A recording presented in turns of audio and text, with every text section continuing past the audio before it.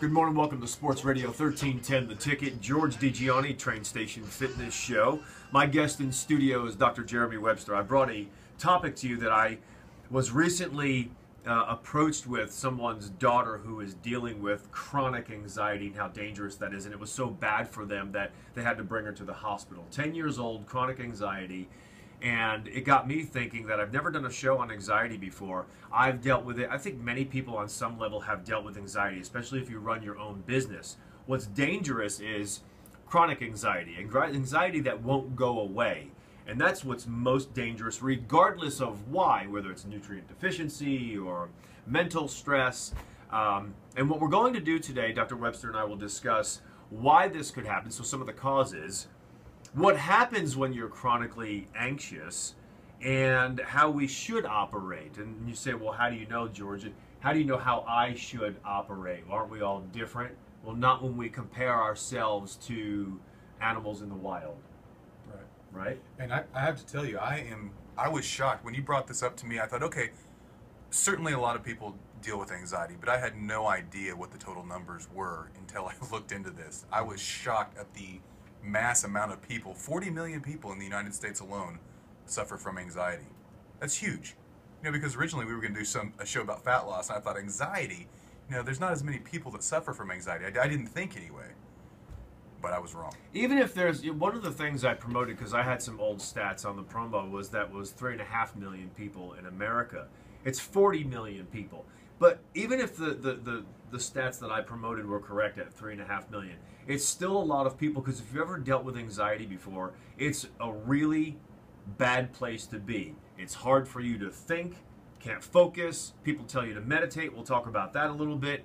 And it wreaks havoc on your health. It lowers your immune system. So if any of those, let's suppose 3.5 million people were listening and we're able to help some of those people, then we're doing a really good job. It's going to be a good show. And especially for parents who may have a child who's depressed or hyper, and they might be dealing with anxiety. Maybe we can share with them some of the symptoms of chronic anxiety and what to look for, maybe how you can help Great them. point. And I think the anxiety in children is something that's going up these days. It is. All right, so we'll talk more with Dr. Webster coming up next. 704 Sports Radio 1310 The Ticket. 7 FM The Ticket. 711 Sports Radio 1310 The Ticket. George DiGianni, Train Station Fitness Show. Dr. Jeremy Webster is my host, or my guest today, rather. We're discussing anxiety disorders. 40 million Americans are dealing with chronic anxiety, and anxiety disorders cost the United States more than $42 billion a year of the mental illness. 142? Yeah, 148 billion is what I'm aware of for the total mental health. 42 billion of that is just for anxiety, so it's a huge percentage of the total mental health bill. Right. So what I like to do is, before we talk about potential causes of anxiety, because I think so many people will lump anxiety in with your mental monkey mind, is what it's called, right? Your monkey mind, where it just goes all over the place. But there are certainly more causes that we'll discuss in a little bit, that you and I have discussed over the years of what those causes are, but we've never done a show on it. Mm-hmm. What I first want to do is talk about animals in the wild, how they act when they're under stress. Okay, and we've discussed this for the purposes of burst training and its benefits and how the fight or flight is supposed to work. We're going to discuss the same exact story with you, but for people who deal with anxiety and how we're supposed to act so we don't have this chronic anxiety. So go ahead. Interesting. And I wasn't planning on going here, but I think this is a really interesting line of thought. In the wild, and it doesn't even have to be wild animals, it could be human beings, but when we're in situations where there is stress, so let's say you're a gazelle and you're down by the stream drinking or eating some grass, and you see either a crocodile or maybe a lion, something that you know is out to get you. Right. The stress response kicks in, and what that does is it prepares you to have the greatest survivability. Most of the things that happen in our body are for exactly that, the greatest survivability. And when you're in that acute level of stress where you're either going to escape the attack, or hopefully or not get eaten. You want to do anything you can to survive that attack. So you are willing to sacrifice a lot of other things in your system. Like you don't need to burn fat efficiently at that point. You don't need to digest your food efficiently at that point. You don't need critical thinking at that point. You don't need to detoxify your liver at that point. Those things aren't that important to you right now. What is important is that you have as much energy to your arms and legs as possible. Ready to react. Ready to react, ready to flee, ready to fight for your life, or more appropriately, run for your life. Right. So you do the things that make you more likely to be able to do that. You increase your blood pressure. You increase your blood sugar for energy. You increase your cholesterol, and that's to patch up any potential wound that you might suffer. So this is kind of what happens. You release lots of adrenaline, and lots it happens of cortisol. within seconds. Oh, millisecond. It happens extremely fast. Really fast. Very fast. And so it sets you up to have a great chance to get away. And it shuts off all of those other things. It shuts off the blood flow to your internal organs, more or less, temporarily at least, so that you have more blood flow to your arms and legs, because that's what's going to help you survive. So what happened? What does the animal do at that point? They do exactly that. They run for their life. And it makes sense once I say it, but you might not have ever considered this. The act of running or fighting for your life is exactly what tells your body that, okay, I don't need the stress any longer. And this is important because if you're under extreme stress and you set this system up where you have high blood pressure, high blood sugar, etc., all the things that we just mentioned. To detoxify everything. Yeah. Right. You don't high insulin levels. Shutting all that stuff down, all the good stuff down, and pumping up all the pressure and the sugar, and you don't ever turn that off, you have now chronic high blood pressure, high blood sugar, high cholesterol, high triglycerides, diabetes, decreased digestion, decreased detoxification, decreased critical thinking, decreased reproductive function, all of these things that we think of as healthy, those things all pretty much go away. Your ability to sleep. Right. You don't want to be sleeping while you're running from the tiger. Tired when you wake up in the morning. So when you look at all of these symptoms and the story, you'll find that it's the same exact story, symptoms together that we shared with you when we talk about not performing aerobic training for hours on end, or even 1 hour every time you go to the gym or even outside. Rather, the way our body wants to respond and receive is through this act of taking care of ourselves and running for our lives for a short period of time and then relaxing. So if you look at animals in the wild, we go back to the gazelle for a moment, they run from the potential threat and they get away. Yeah. And then within less than a minute, within just, let's say 30 seconds, because I have no clinical data to base this on, but within 30 seconds, it's a very short period of time, after they finish looking around, now their senses aren't as heightened, and they go back to grazing or drinking the water, whatever they were trying, their initial attention was, because the threat is gone. Exactly. And that's the way we're supposed to react and respond as well. You say, well, George, we're not a gazelle, but it's the same mechanism. That's the fight or flight. That's how we all operate. It does. It works exactly the same in a human being. If you run for your life and you do it in a sprint, then that sends signals through your spine. It's the rapid motion of the spine is what's doing this. When you move your spine rapidly, as you do when you run for your life, it sends these signals up to your brain. Your brain detects these signals, and that's what tells the brain, okay, I did what I needed to do. I was ready. I was prepared for the stress response. I ran for my life. Now I can shut this down. I don't need this stress response any longer. Because what happens when you don't shut off the stress response? You have all these problems that we talked about, and they continue. They continue on and on and on. You continue to release cortisol. You continue to release adrenaline. Those things are not chemicals that we want in our body at high levels all of the time. They're very dangerous, although they do help us survive an attack. So they're acute chemicals, not chronic chemicals that we want in our system. So other than some of the symptoms we both mentioned earlier, and I talked about inability to lose fat, gain fat, so it doesn't mean you necessarily get bigger, but you gain fat, and means you're losing muscle, so you're in a catabolic state, or inability to gain muscle. You also have nutrient depletion. Yes. And that's a big one. So if you ever notice someone who's the majority of their life they're healthy, and they take a plane ride and they go on vacation or they go work and they come home and then they're sick and they want to blame it on the plane and all the germs on the plane.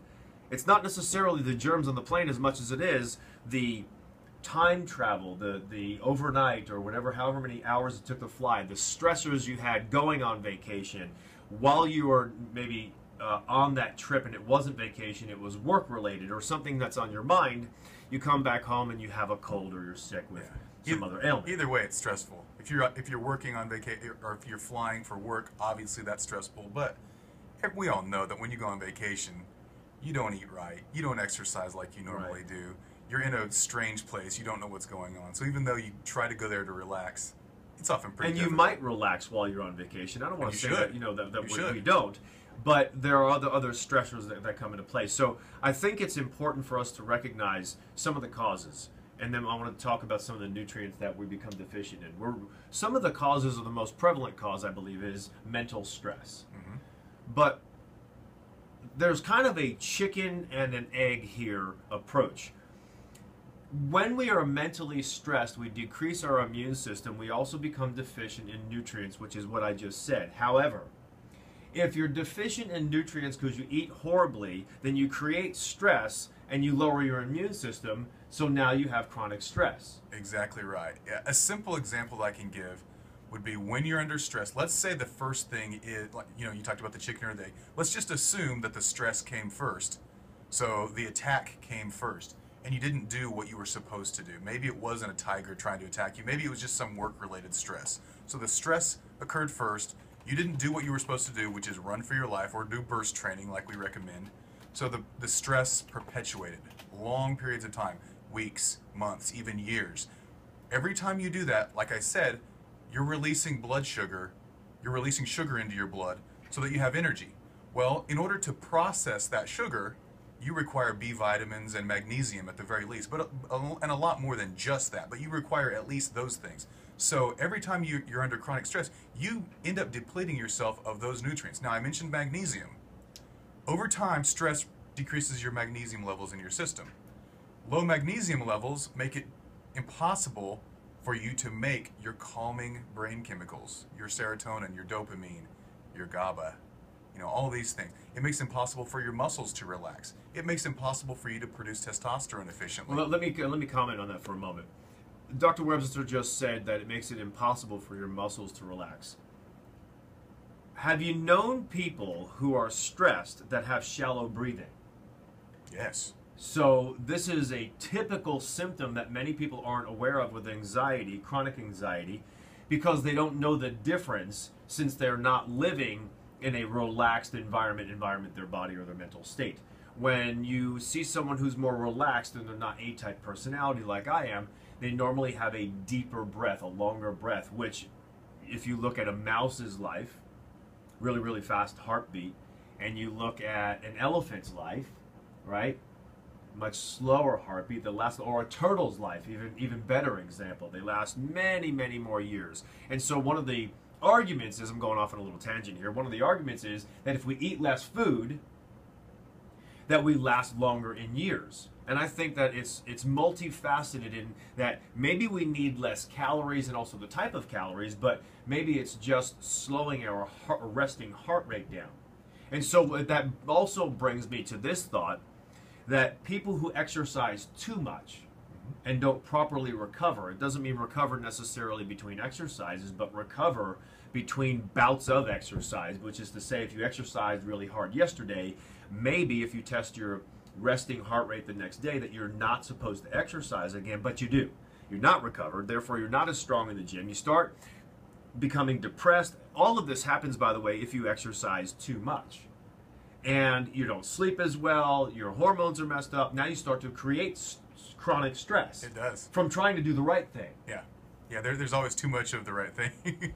No doubt about it. I don't know where you really want to go with this. Everything you said was I know really where I good want to points. go. Okay. What came first, the chicken or the egg? The chicken, of course. It did. But you know, How do you make lot an of egg without a chicken? Well, but do you know why? No, I don't know. Seriously, science has proven now that the chicken came first because there's There's this protein OC17. It's ovocledidin, OVOCLEDIDIN.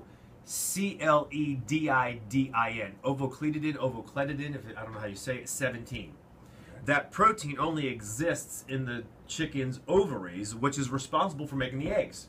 Okay. So they've proven now that the chicken came first. Interesting. And how does this relate He to doesn't care. anxiety? How does it relate to anxiety? What we talked about earlier... Or are we just off on a tangent? Off on a tangent.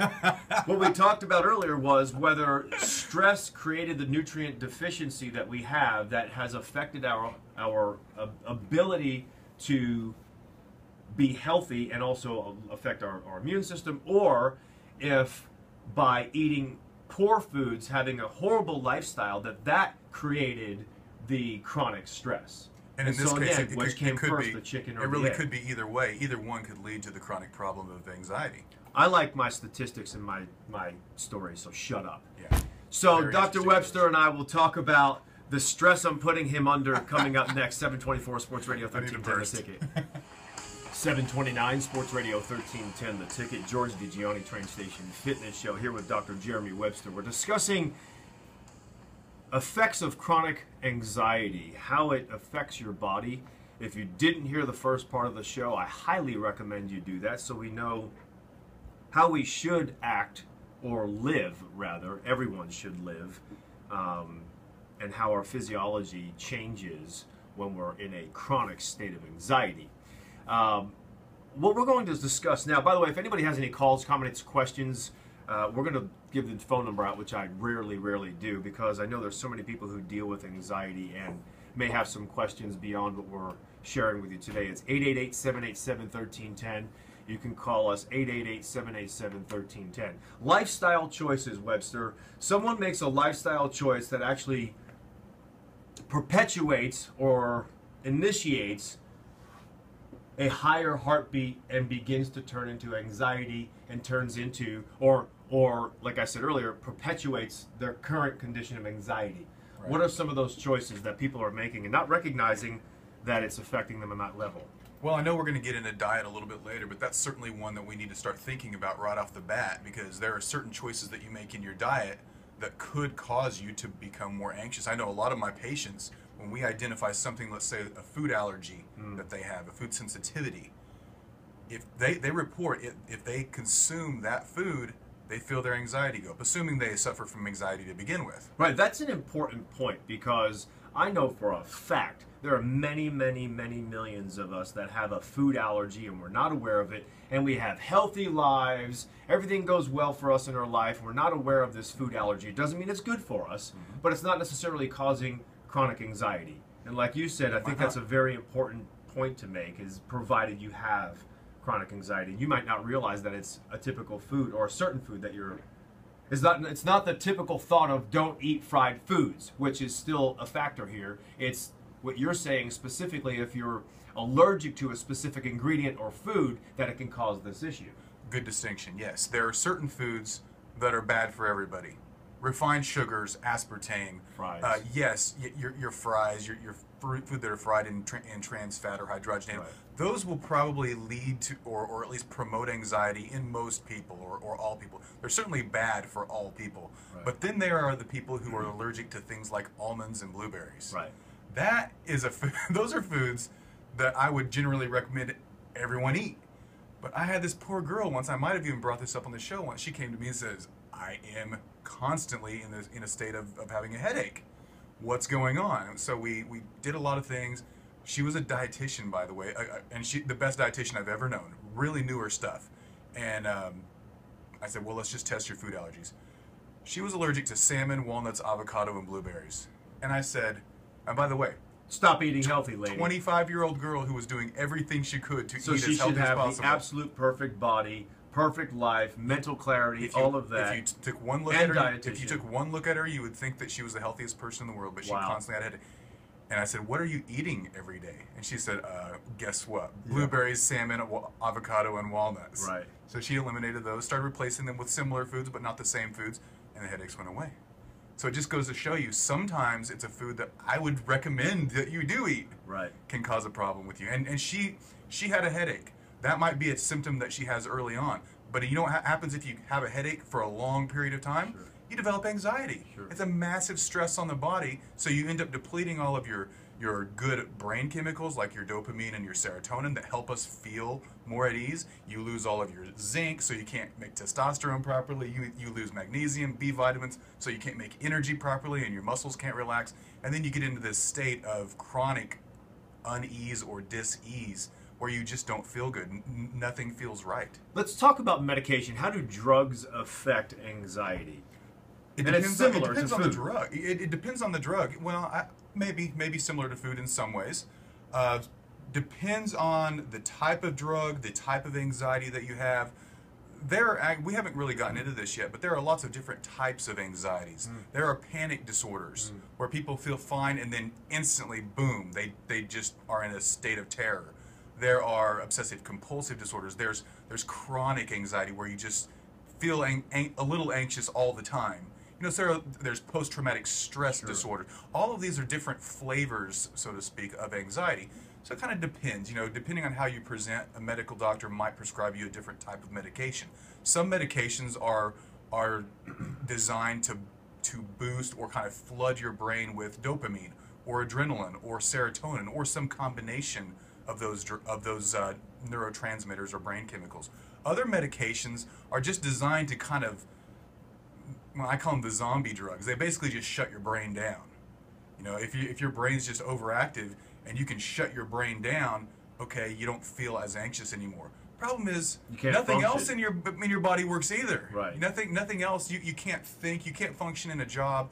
You're dangerous to be behind the wheel. You don't have emotion, so you're not good to be around. Right. Your family life suffers. I guess the angle I was going at is any drug that we take, whether it's over the counter, prescription, anything at any level, depletion. You wind up getting nutrient depletion. And so we know for every medication you take, chronic or otherwise, it robs you of certain vital nutrients you must replace. However, the majority of us are not aware of what those nutrients are we become depleted in. So just the fact that if it didn't do any of those things that you talked about, how it shuts our brain down or anything, we are depleted in certain nutrients which could affect anxiety. And that's the scary thing. A lot of the drugs used to treat the symptoms of anxiety, since that's the topic for today, the drugs that are used to treat the symptoms of anxiety deplete you of the nutrients it takes to prevent anxiety. So the drug that treats the symptoms of anxiety can actually cause anxiety or make the underlying cause of anxiety worse if there's a nutrient relation to your anxiety, which there oftentimes is. Usually. If you have any questions about today's show, want to call us today, you can. 888-787-1310. We'll take some calls as we're moving along with this information. Can I say this also, George? No. Okay. I'm going to say it anyway. We have to say this. I'm not telling anyone to not take a medication. Yeah. If you're in a really bad state and a medication can help you get through a rough time, that's okay. Let's just also be aware that certain medications deplete you of certain nutrients, which in the long term can actually be worse for you. If you need it short term, that's fine, but just know what you need to do to get over this rough patch. Replace the nutrients that you're losing. See a natural doctor so we can identify maybe some of the underlying causes. There's no such thing as a Xanax or a Wellbutrin deficiency, so those drugs aren't going to fix the underlying cause or the actual reason why you have the anxiety. Well, they will I go simply to my mask the symptoms. Xanax tree in my backyard and I pick a Xanax off. Sure. Is that not how it's supposed to work? No, probably it's not. It's not natural? No. Oh, okay. Last I That's checked, new. no. What if someone took the joint attitude? Smoke a joint, it'll relax you. Colorado attitude? Colorado, Austin. Hey, I don't know that it's legal in Austin yet. Well, it's just the attitude. It's not legal there, but it's the attitude. I think what many people don't appreciate is that there's a lot of people who say, well, marijuana isn't a drug. Well, it's a drug. It's just, it's black or white. It isn't. It's not gray area. It's a drug. And it affects you the same level. That's a lie. It'll affect you at some level like other medication or other lifestyle choices will. Right. So it's not though. like it's all of a sudden it's healthy if you smoked a joint or if you had marijuana in some form and it relaxed you. It's not like all of a sudden it's healthy. You are still being depleted from other nutrients. We don't know what they are, and you can probably look online to find out which nutrients specifically you are being robbed of with the medication you're taking, so you can then introduce maybe more of the nutrients that you're not getting in supplement form. I think that's very wise. Take marijuana, for example. If you're smoking it, you're depleting yourself of vitamin C for sure. Just because of the smoke going into your lungs. There's 4 times more tar in your lungs if you smoke marijuana opposed to smoking a cigarette. 4 times more than a cigarette. Per cigarette. Per cigarette. Yeah, I believe that. I've heard it's more cancer causing than a cigarette, although most people aren't smoking 20 joints a day. So therefore, you sure? Cigarettes, yes. Most people. How many times were you almost in an accident this morning already? Twice. I think there was some holdovers from Halloween still on the road. Yeah. So are there specific foods that deplete us from having these nutrients that we need, or do we just blanket it and say sugar, fried foods, sodas, and... No, there's 2 ways I look at this. One is if you're eating foods that don't have a lot of nutrition. So let's say a lot of bread. Doritos? There's a lot of nutrition in that. Let's say Doritos then. I have a Dorito tree. If you eat a lot of Doritos, then the more Doritos you're eating, probably that means the less vegetables you're eating, because you're eating more Doritos. What if you put Doritos, crumple them on top of your broccoli? Well, then at least you're eating your broccoli. Okay. So that's one piece of it. If you eat more of these nutrient void foods, then you're consuming less foods that have the nutrients. So therefore you're consuming less nutrients. But there's another classification of food that's a little bit different than this. The foods that contain anti-nutrients. So grains, yes, Doritos would actually fall into this category also, but a lot of your grains contain compounds that Phytic acid. Yes, exactly. They not only don't contain nutrients, they bind to minerals in your system and don't allow you to absorb the minerals that might be in your food. So if you eat those Doritos or a piece of bread with your broccoli, you're not going to absorb as many minerals from your broccoli as if you would eat it by itself or with a steak or a piece of fish. Now, some people say, and I venture to guess that the people that are making this claim are not people who suffer from anxiety. Some people say you should meditate, it'll calm you down. I think that's the dumbest thing I've ever heard in the past 5 hours. I don't want to say my entire life. I don't think so. This is what I'm getting at. Okay. If you've ever dealt with chronic anxiety, the last thing you could possibly do, even if you wanted to do it, was calm your mind down and meditate. Good point. That's my point. So don't tell me the benefits of meditating and that I should do this if I'm anxious, anyone, because it just literally cannot be done. You can't do it. And I hate using the word can't, but I'm not aware of anybody who's able to do it. And I know at one point when I was dealing with anxiety for about, 4 years, maybe 5 years, this is when I was in my mid to late 30s, I couldn't meditate. And so what happened? I became more anxious. You're exactly like my dad.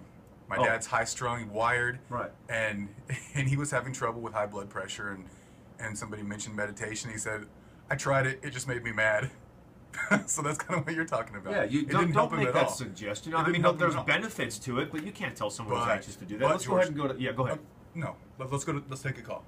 Did Dave pick it up yet? Did you pick that up, Dave? No, not yet. Go ahead and pick that up.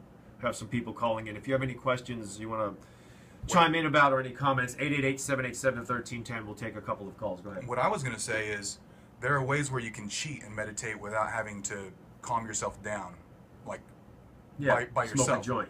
No, there's something called binaural beat phenomenon. Oh, binaural beats. Have you ever heard of that? I've used binaural beats many, many, many times, and I understand the mechanism with how they work, where they create 2 different patterns and sounds, so each ear will get those beats and create a third one in your brain, and so you're aware of how it works. Yes. And it creates a third one that's supposed to help you to calm down. I've used it. I've not used it for meditation. I find that it's okay, and it's probably case by case, because I understand the science behind it and that it works, but it may not work for everyone. Let's go ahead and go real fast to Zach in Dallas. Hi. I was just curious. I'm currently taking some anxiety and depression medication, and I was just wondering, we've changed our diet, we've changed our exercise, and I was wondering if there is foods that actually fight anxiety and depression, not just to replace the nutrients that I'm using up, but foods that are beneficial to help that, because obviously I don't want to be on medication for the rest of my life. So So Zach, what you're actually saying, you may not realize this, you said foods that will be beneficial for people with anxiety, but not necessarily replace the nutrients. One of the reasons you may have the anxiety is from a depletion in the nutrients. So not only will you need the specific foods that you're inquiring about, but you may need added benefit from supplements. Okay. Does that make sense? Yes. So go ahead, Dr. Webster. And something we haven't mentioned yet are omega-3s. Yeah. A lot of people that are suffering from anxiety and depression are suffering because their brain is functioning at less than an optimal level, especially in the frontal lobe, or specifically this prefrontal cortex seems to be the area that's very highly involved. When that area functions at a little more poor level, your stress response tends to escape, and then we have this cascade of events that can lead to depression, can lead to anxiety. It's almost on an individual basis exactly how it presents symptomatically. But if we can do things to improve the structure and function of our brain, oftentimes the brain functions better and we handle stress better. Anxiety and depression become much lower. Mm-hmm. So omega-3s, phosphatidylserine, which you can get in supplemental form. It starts with PH, by the way, Zach, phosphatidylserine.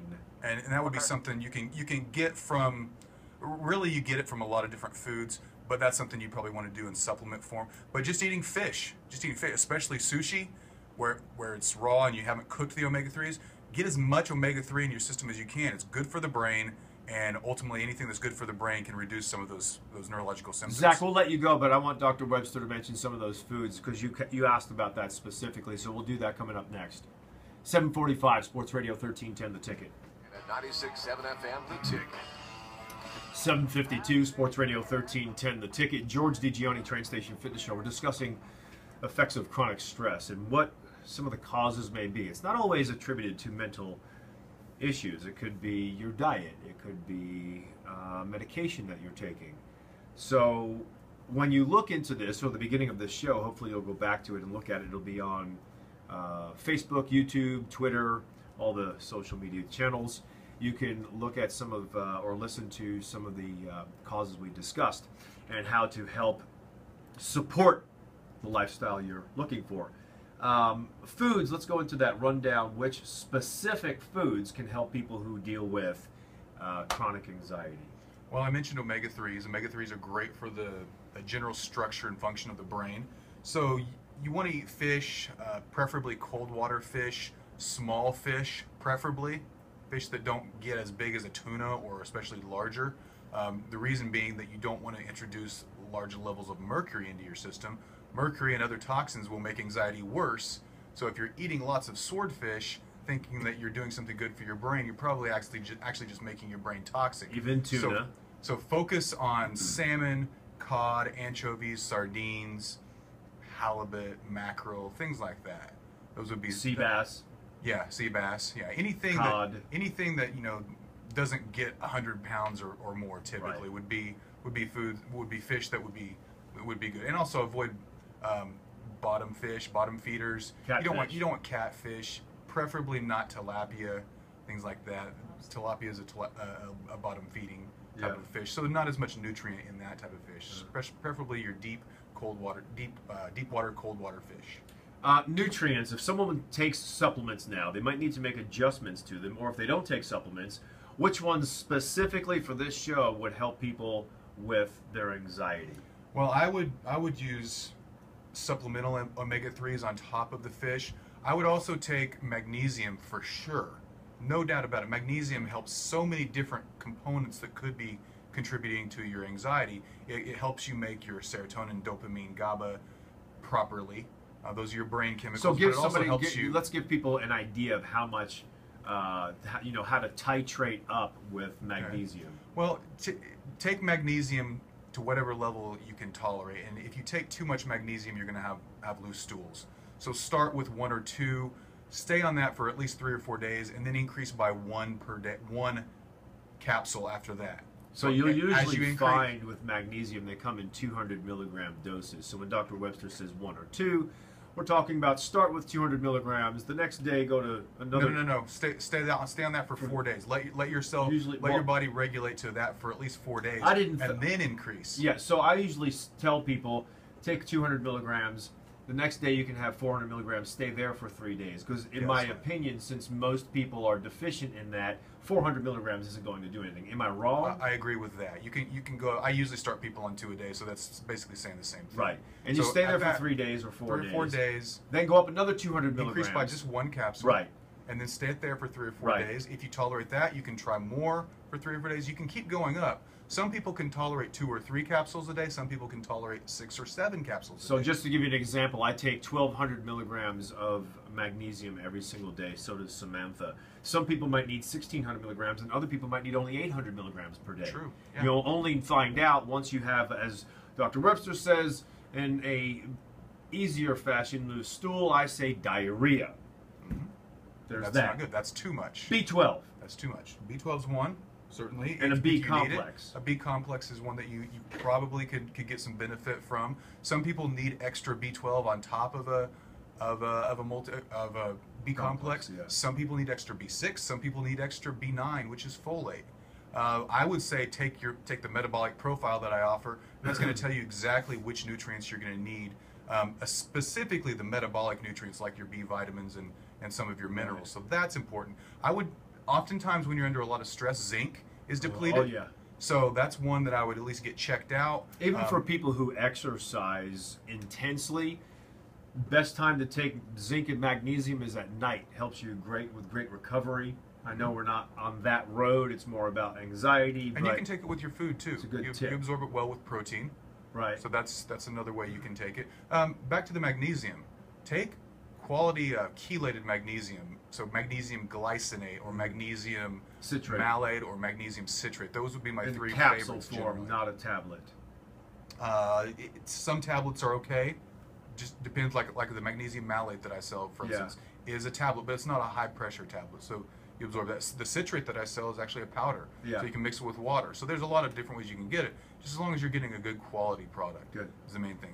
Phosphatidylserine is another one. That's literally the lining of your brain cells. So there are other types of compounds too, but that's one that we have really, really good evidence that if you take that, you can calm down your cortisol response, meaning your stress response, and help with your anxiety levels. How just much by taking? Would someone benefit by taking phosphatidylserine? How much would you benefit? No, Potentially a lot. excuse me. How many milligrams would they take? Good question. I don't have the milligrams off the top of my head. I would take the recommended dosage or double the recommended dosage on the supplement box. With or without food? With food. With food. With food. You're going to get some of these things from food.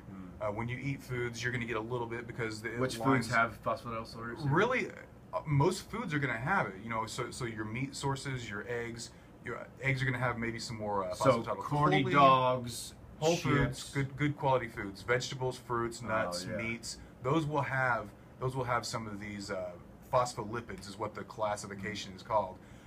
But if you really need to treat a symptom like anxiety, I would use additional supplemental phosphatidylserine on top of that to really get a lot of it. You can't just say, well, I'm going to eat a salad and get all my phosphatidylserine. Probably not enough to make a difference in the way you feel. Okay. Dr. Webster, great show today. A lot of information. One last thing, if we have a minute. CompleteHealthDallas.com is his website. Go ahead. We've got to be real fast. Yeah, we mentioned the foods. I mentioned the omega-3s I didn't get to.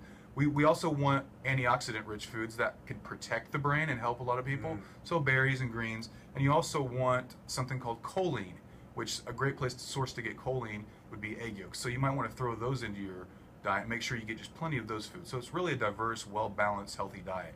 Good. Thank you so much.